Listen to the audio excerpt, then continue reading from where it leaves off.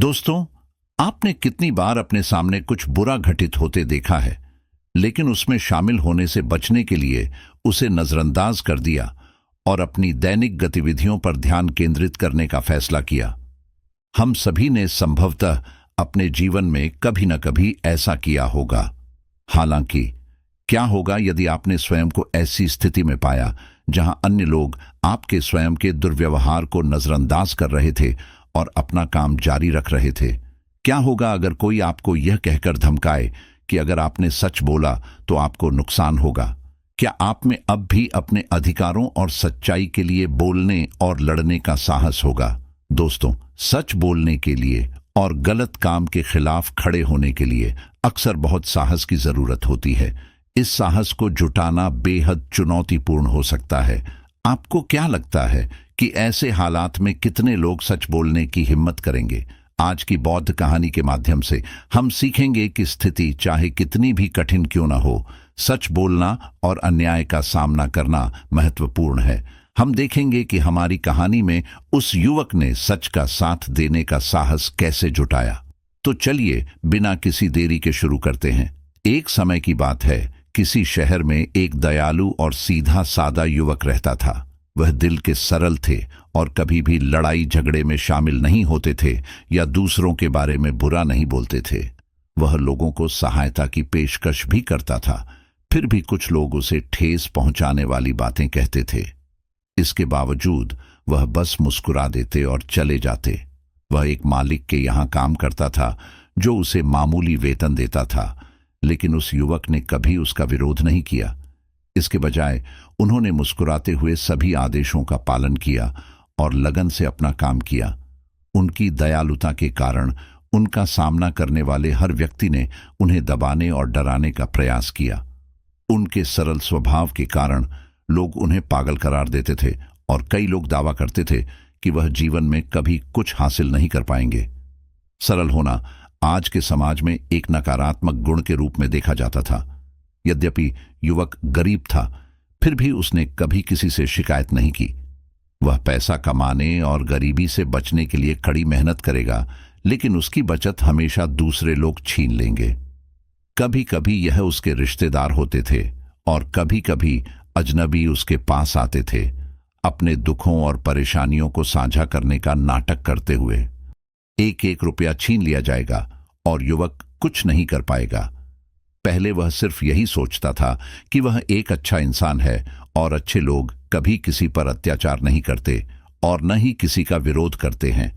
वे खुद खुश रहते हैं और दूसरों की मदद करते हैं। ये सारी बातें समझ जाएंगे। एक दिन की बात है, उसने देखा कि उसका एक मित्र चोरी और दुष्कर्म जैसे बेईमानी के काम करके आज बहुत अमीर हो गया है और उसके पास बहुत कुछ है। उसके पास पैसा है और यह समाज उसका सम्मान भी करता है, और वह लोगों को दान या मदद नहीं करता बल्कि दूसरों पर अत्याचार भी करता है। वह लोगों से जबरन पैसे लेता है और उन पर चिल्लाता भी है। फिर भी इस समाज को वही चीज पसंद है। लेकिन मैं तो एक साधारण व्यक्ति हूं, मैं मनुष्य हूं, मैं एक अच्छा युवक हूं, वैसे भी कोई मुझसे प्यार नहीं करता। हर कोई सोचता है कि मैं पागल हूं और मेरी जिंदगी में दुख ही दुख है। युवक इस बारे में सोच ही रहा था कि अचानक उसके मन में एक और विचार आया। वह सोचने लगा, क्या मुझे बुराई का रास्ता चुनना चाहिए? एक दिन वह अपने मालिक के घर में काम कर रहा था, तभी अचानक एक कीमती वस्तु उसके हाथ से गिरकर टूट गई। इसके लिए मालिक ने उसे खूब डांटा और उसे बहुत पीटता है और कहता है कि अब तुम्हें 1 साल तक मेरे लिए मुफ्त में काम करना होगा। क्या आप नहीं जानते कि यह चीज कितनी मूल्यवान है? मैं तुम्हें 1 साल तक कोई पैसा नहीं दूंगा। और युवक रो रहा था और गिड़गिड़ाता रहा, लेकिन मालिक ने उसकी एक न सुनी। वह रोते हुए वह अपने घर जा रहा था। एक बौद्ध भिक्षु ने उसके रोने की आवाज सुनी तो वह उस युवक के पास गया और उस युवक से कहा कि यह सब कैसे हुआ? तुम्हारे शरीर पर बहुत सारे घाव हैं, मेरे साथ चलो, मैं तुम्हें मलहम लगा देता हूं जिससे तुमको कुछ राहत मिल सके।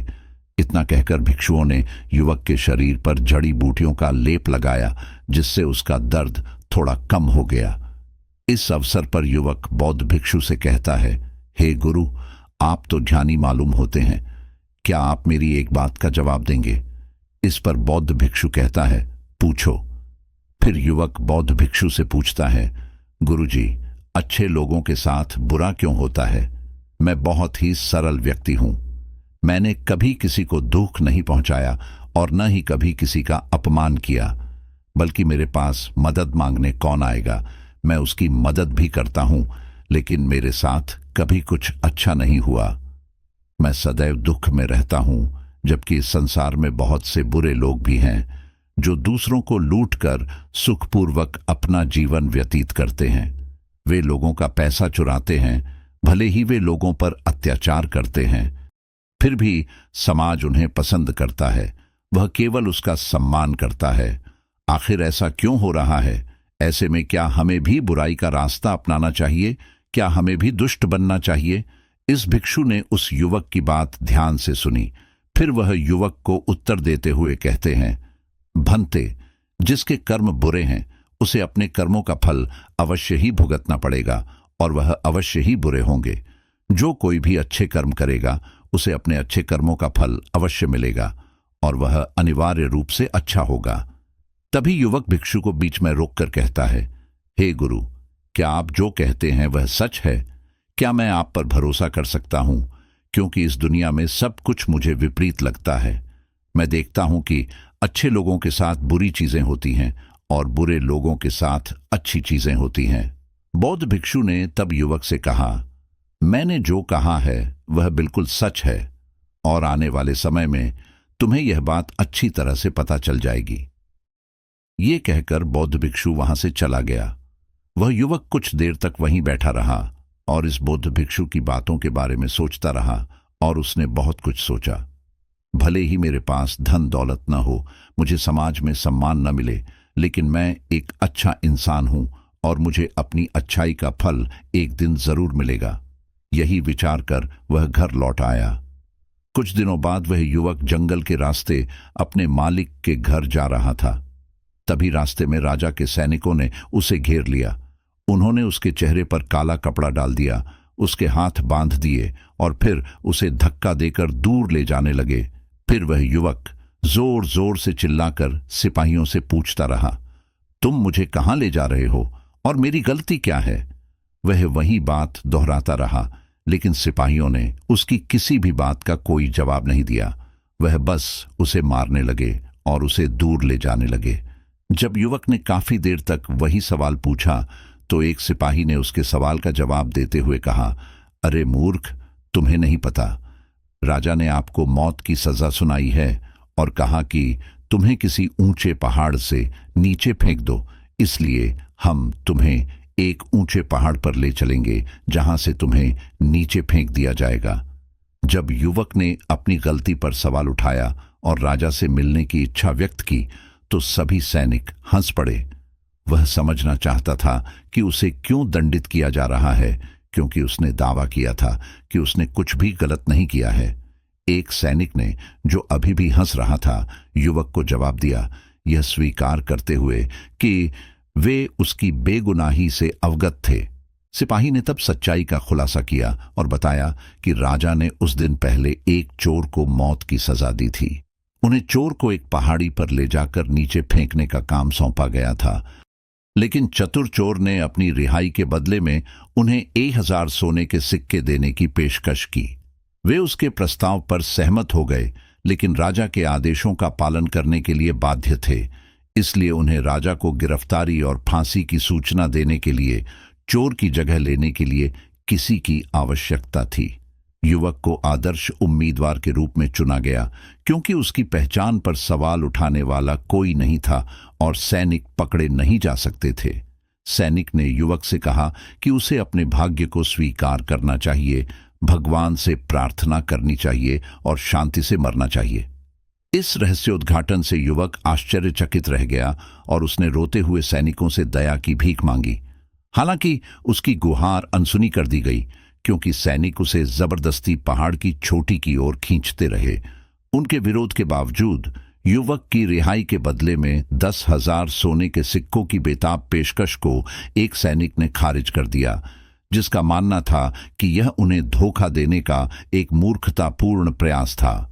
युवक ने जोर देकर कहा कि उसके पास वास्तव में बड़ी रकम है और उसने सैनिकों को खुद देखने के लिए अपने साथ चलने के लिए आमंत्रित किया। उसने वादा किया कि यदि वह पैसे लाने में असफल रहा तो वे उसे वापस ला सकते हैं और मार सकते हैं। उन्होंने तर्क दिया कि चूंकि वे सशस्त्र थे और वह असहाय थे, इसलिए उनसे उन्हें कोई खतरा नहीं था। युवक की बात सुनकर सैनिक विचार करने लगे। सामूहिक रूप से उन्होंने उसके साथ अपनी सहमति व्यक्त की, लेकिन चेतावनी जारी की यदि उन्हें पैसे नहीं मिले तो वे उसे तुरंत मार देंगे।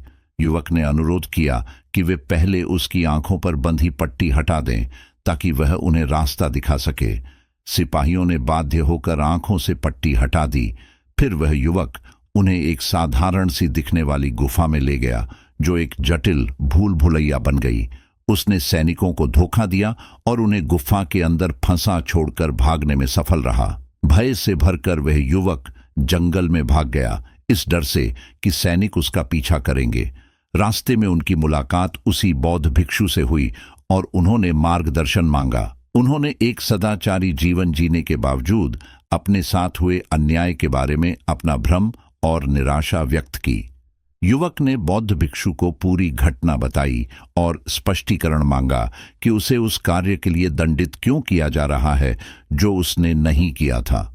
भिक्षु ने मुस्कुराते हुए उत्तर दिया, यह सुझाव देते हुए कि युवक के कार्य वास्तव में नकारात्मक थे, जिससे उसकी वर्तमान दुर्दशा हुई। युवक हैरान रह गया और उसने अपना बचाव करते हुए दावा किया कि उसने कभी किसी को नुकसान नहीं पहुंचाया या उसके साथ दुर्व्यवहार नहीं किया। उन्होंने जोर देकर कहा कि उनके कार्य बुरे नहीं थे, क्योंकि वह कभी भी गलत काम, चोरी, बेईमानी या उत्पीड़न में शामिल नहीं हुए थे। युवक ने सकारात्मक या नकारात्मक कोई भी राय किसी से व्यक्त नहीं की, तो उसके कृत्य बुरे कैसे माने जा सकते हैं? बौद्ध भिक्षु ने उसे जवाब देते हुए सलाह दी कि वह अपने अधिकारों के लिए न लड़े, क्योंकि जो व्यक्ति आपको प्रताड़ित कर रहा है उसका विरोध न करना भी एक बुरा काम माना जाता है। भिक्षु प्रश्न करता है कि क्या दूसरों पर अत्याचार होते देखकर चुप रहना बुरा कर्म नहीं है? यदि कोई मानता है कि बुराई करने में वह सही है तो चुप रहना भी बुरा कर्म है। युवक भ्रमित है और साधु के प्रश्न का उत्तर देने में असमर्थ है। कुछ देर सोचने के बाद वह यह स्वीकार कर लेता है कि उसने यह सब बुरे काम बिना सोचे समझे ही किए हैं। वह हमेशा खुद को एक अच्छा इंसान मानता था, दूसरों की मदद करता था और कभी अपनी आवाज नहीं उठाता था। हालांकि अब वह समझ गया है कि उसके कार्य अनजाने में बुरे कर्म की ओर ले जा रहे थे। फिर युवक साधु से पूछता है कि अच्छे कर्म क्या होते हैं और अच्छा इंसान किसे माना जाता है। भिक्षु बताते हैं कि एक अच्छा व्यक्ति वह है जो सच्चाई के लिए खड़ा होता है, दूसरों की मदद करता है, कार्यों को ईमानदारी से पूरा करता है, विनम्र रहता है लेकिन कमजोर नहीं, अपनी उपलब्धियों पर गर्व करता है लेकिन अपने अहंकार पर नहीं, बुराई बर्दाश्त नहीं कर सकता लेकिन हमेशा अच्छाई के लिए प्रयास करता है, अपने जीवन को नियंत्रित करता है और निडर रहता है।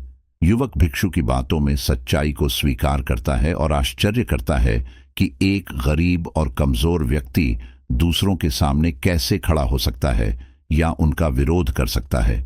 भिक्षु ने उन्हें याद दिलाया कि उस युवक ने सैनिकों से भिक्षु की जान बचाकर अपनी ताकत और बुद्धि साबित की थी। भिक्षु ने युवाओं को सलाह दी कि वे हमेशा मानसिक शक्ति बनाए रखें, क्योंकि जीवन अस्थायी है। बिना डरे जीना बेहतर है। एक दिन बिना किसी डर के अनुभव करें। तब युवक भिक्षु से कहता है कि उसकी बातें सच हैं, लेकिन जब मौत का सामना करना पड़ता है तो स्वाभाविक रूप से व्यक्ति अपनी जान बचाने को प्राथमिकता देगा, जो उसने किया। हालांकि अब भिक्षु के सामने खड़े होकर वह किसी का विरोध करने में असमर्थ महसूस करता है और दूसरों का सामना करने का साहस नहीं रखता है। बौद्ध भिक्षु मुस्कुराते हुए जवाब देते हुए युवक से कहते हैं कि वह वहीं इंतजार करें, क्योंकि सैनिक जल्द ही गुफा से बाहर निकलेंगे, उसे ढूंढेंगे और पकड़ लेंगे। अपने को कमजोर मानकर सहानुभूति चाहने वाला युवक कुछ नहीं कर पाएगा। साधु ने युवक को यह याद रखने की सलाह दी कि सहानुभूति पाने से ताकत अधिक महत्वपूर्ण है। यदि वह सहानुभूति चाहता है तो उसे वह मिल सकती है, लेकिन उसे कभी न्याय नहीं मिलेगा। युवक को साधु की बातों में सच्चाई का एहसास होता है, लेकिन वह न्याय के लिए राजा के पास जाने का डर व्यक्त करता है। साधु ने उसे आश्वस्त किया कि उसे पहले ही सैनिकों से मौत की सजा मिल चुकी है और उसे आगे बढ़ने के लिए प्रोत्साहित किया। जैसे ही भिक्षु अपने रास्ते पर आगे बढ़ता है, युवक उसकी बातों पर विचार करता है और किसी के आने की आवाज सुनकर खुद को झाड़ियों में छिपा लेता है। वह रात भर यही सोचता रहता है कि डर कर जिए या नकारात्मक रास्ता अपनाए।